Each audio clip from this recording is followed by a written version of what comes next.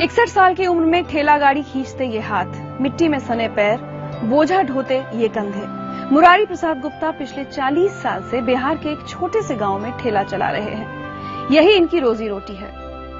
गांव के लोग कई साल से इन्हें पागल कहते आ रहे हैं, इनका मजाक उड़ाते आ रहे हैं। जानते हैं क्यों? क्योंकि इन्होंने एक ऐसा सपना देखा जो एक आम मजदूर सोच भी नहीं सकता। बेटे को बड़ा सरकारी अफसर बनाने का सपना। शायद इन्हें देखकर इनके सपने पर कोई भी हंसेगा, आप भी। लेकिन आज आप इन पर मत हंसिएगा, क्योंकि आज ये पागल मजदूर एक IAS ऑफिसर का पिता है। ये कहानी है एक साधारण मजदूर के असाधारण बेटे संतोष कुमार गुप्ता की।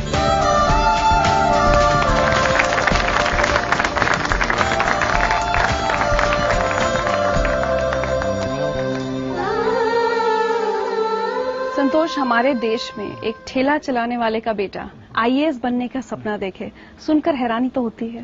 हैरानी होती है, लेकिन सबसे बड़ा चीज होता है दृढ़ संकल्प, विल पावर।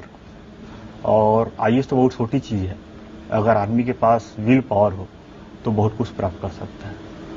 बहुत मेहनत की है आपने? मेहनत तो बहुत की है, क्योंकि हमारे पास उतना हमारा सामाजिक, आर्थिक और शैक्षणिक पृष्ठभूमि इस तरह का था कि कोई प्रॉपर गाइडेंस नहीं था बताने वाले, क्या चीज तैयारी करना चाहिए, क्या चीज पढ़ना चाहिए, क्या चीज नहीं पढ़ना चाहिए, कौन सा विषय लेना चाहिए। नहीं हमारे पास ट्यूशन कोचिंग मौजूद थे कि हम बाहर में, नहीं हमारे परिवार में कोई पढ़ा हुआ था। हम अपने परिवार के बड़े लड़के, तो हम भटकते भटकते अपना रास्ता हमने स्वयं तलाशा, हमने स्वाध्याय किया। संघर्ष में ही हम सौंदर्य को भी देखे, संघर्ष में हमने सफलता को भी देखा, और लग रहा था अंदर से पूरी तरह विश्वास था कि हमें सफलता निश्चित मिलेगी, और मिल भी गया। अपने माता पिता को कितना श्रेय देते हैं आप अपने इस सफलता के लिए? इस सृष्टि में आने में ही माता पिता का पूरा श्रेय है और रही बात सफलता में, तो सफलता का पूरा सहयोग माता पिता का है। उनका सहयोग से ज्यादा उनका आशीर्वाद है, और ईश्वर का भी आशीर्वाद है। आपसे कोई मिलने आया है?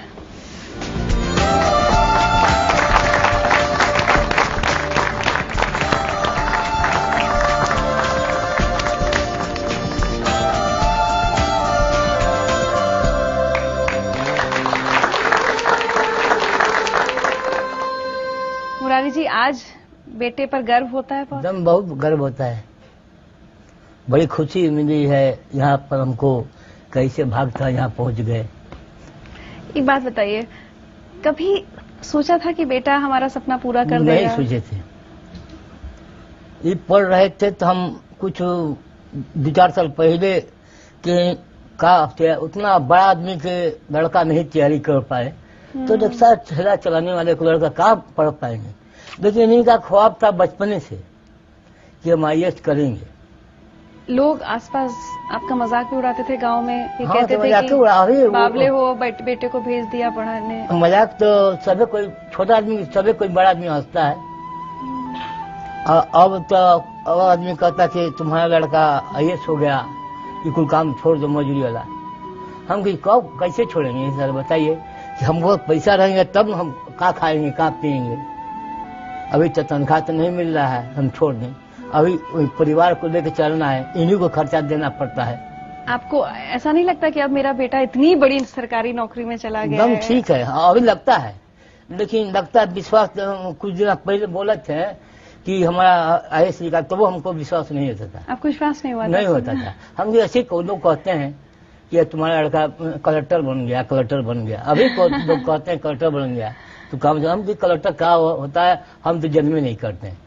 संतोष, सुनकर कितना अजीब सा लगता है। आपके पिता को ये नहीं पता IAS का मतलब क्या है, और ऐसे पिता का बेटा देश का सबसे मुश्किल इम्तिहान पास कर लेता है। हम तो यही कहते हैं इनको कि आप बढ़िया बढ़िया काम कीजिए, और खुशी होगा। ईमानदारी से काम कीजिए, सबको भलाई कीजिए, घूस मत कमाइए, मेहनत करिए, जो मजदूरी घूस मत किसी को दीजिए। संतोष, हमने सुना आप अपने बाल रस्सी से बांध लेते थे? हाँ, रस्सी से बचपन पढ़ रहे थे ना, हम लोग हिंदू में चुन्नी रखते थे। और चुनिया सोचरी बांध के ऊपर चौकी के खड़ा कर बांध देते थे। ऐसे नहीं दुकानें तो जगह पड़ते थे। पढ़ाई के देखिए माहौल वही है। और मुरारी प्रसाद जी, दुनिया ने भले ही आपका आज तक बहुत मजाक उड़ाया हो, लेकिन जिंदगी लाइफ की तरफ से हम आपको सम्मानित करना चाहते हैं मुरारी प्रसाद जी।